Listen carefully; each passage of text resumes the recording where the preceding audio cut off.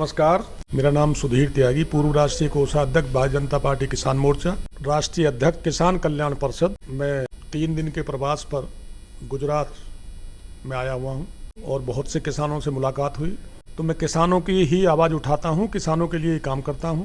और पहले तो मैं देश के प्रधानमंत्री तीसरी बार बनने पर किसानों की तरफ से बधाई देता हूँ। उन्होंने सबसे पहला काम जो किसानों की सम्मान निधि के रूप में वो 6,000 रुपये देते हैं, 1200 करोड़ रुपए उन्होंने सीधे किसानों के खाते में गिरने का काम किया है। पहला वो किया। दूसरा और किसानों के लिए बहुत बड़ा काम किया हित में, जो 17 फसल हैं उसकी MSP बढ़ाने की गारंटी दी है। MSP बढ़ाई है तो किसानों के हित में काम कर रहे हैं। और पूरे देश में जब से प्रधानमंत्री नरेंद्र मोदी जी प्रधानमंत्री बने हैं 2014 के बाद, किसानों के जीवन में खुशहाली आई है। हम जब किसान मोर्चे में थे तो मांग करते थे सरकार से कि स्वामीनाथन रिपोर्ट लागू करें।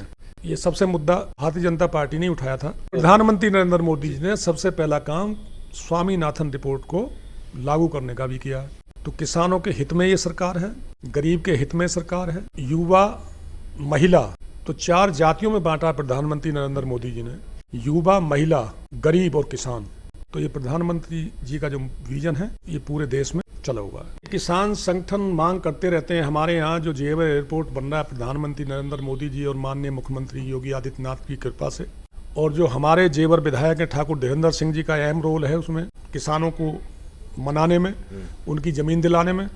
लेकिन मैं आवाज़ उठाता रहता हूँ। मैं प्रधानमंत्री जी से मांग करिए, मुख्यमंत्री जी से मांग की है कि जो हमारा जेवर एयरपोर्ट बन रहा है, जो विकास किसान की छाती पर पैर रख के हो रहा है, 3100 रुपये मीटर मिल रहे हैं, 1 लाख रुपये मीटर में अथॉरिटी बेच रही है। तो वहाँ रोज धरने प्रदर्शन हो रहे हैं। तो मैं आपके माध्यम से माननीय प्रधानमंत्री नरेंद्र मोदी जी से और उत्तर प्रदेश के यशस्वी मुख्यमंत्री योगी आदित्यनाथ जी से ये अपील करना चाहता हूँ कि कम से कम जो हमारी पीढ़ियों से जमीन है, आजीविका का वो एक ही साधन है जमीन, और जमीन जाने के बाद एक तो खेतियार मजदूर और खुद किसान बेरोजगार हो जाएगा।